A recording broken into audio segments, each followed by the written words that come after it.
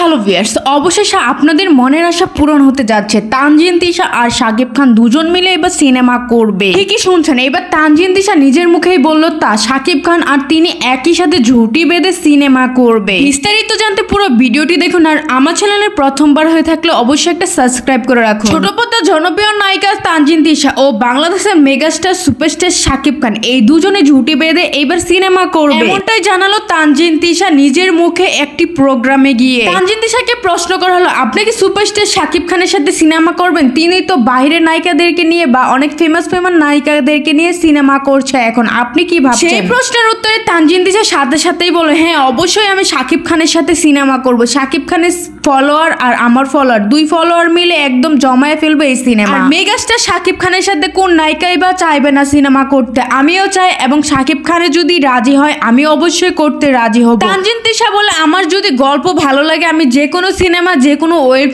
Film এবং নাটক সবই আমি করতে আগ্রহী, কিন্তু আমার গল্প ভালো না লাগলে আমি কিছুই করতে রাজি হই না। সেই ক্ষেত্রে শাকিব খানের সাথে যদি আমার এরকম সিচুয়েশন আসে সিনেমা করার, অবশ্যই আমি সিনেমা করব, কেন মানা করব, তাই না? কিন্তু হ্যাঁ, এখানে আরেকটি কথা আছে, শাকিব খান কিন্তু এখন নায়িকাদের পছন্দে তিনি সিনেমা করে না। শাকিব খান নিজে পছন্দ করে নায়িকাকে সিনেমা করার জন্য। তো ভিউয়ার্স, আপনাদের কাছে একটি প্রশ্ন, শাকিব খান কি পছন্দ করবে তার সিনেমার নায়িকা হিসেবে তানজিন তিশাকে? অবশ্যই কমেন্ট করে জানাবেন আপনাদের মতামত।